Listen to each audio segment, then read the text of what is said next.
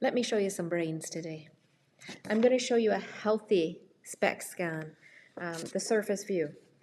This is what it's supposed to look like. Very rounded, lovely corners. There's no dimples or dents in it, if you can see that. This is a sexy brain. Now, I'm going to show you, again, okay, so you're recognizing this is a healthy brain. That's a healthy brain. And then beside it, we have somebody with Alzheimer's. That's what that looks like. And I'm going to show you somebody with a traumatic brain injury right there. You see, there's dents and rivets and even holes. Yes, your brain can have holes in it. It's terrifying, but it's true. I want to show you as well somebody who is OCD. So this is the underside, and this is what happens when you're doing a scan of what it should look like when it's lit up or when you're thinking, okay? You notice how all the red that's there, this brain is highly, highly active. And that's what's happening. That's a different type of scan.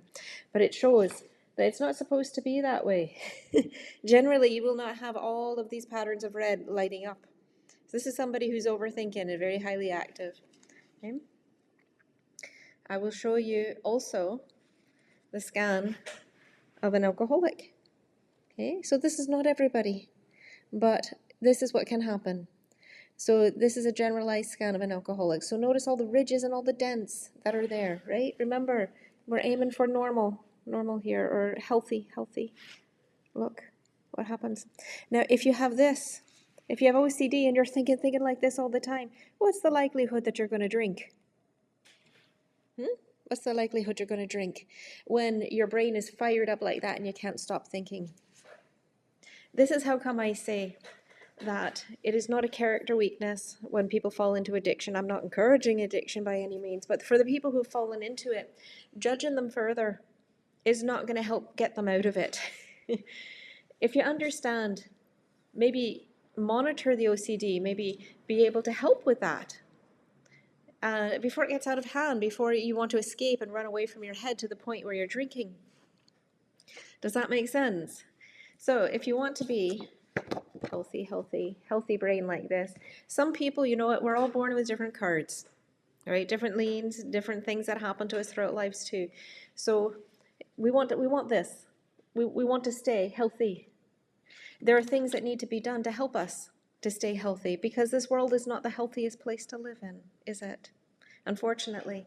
So to be able to help your brain, to be able to help yourself, so that you don't relapse into patterns of thinking and doing that you don't want.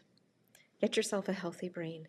There's ways to do it. It's not as hard as it seems. You're not stuck with the brain you have, which is one of the most wonderful quotes that Dr. Hmmm says, that gives hope to people.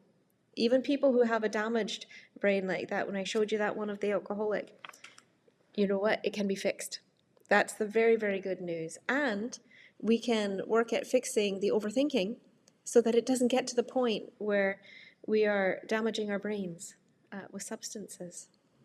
That is my message for today. It's a message of non-judgment, acceptance, and understanding.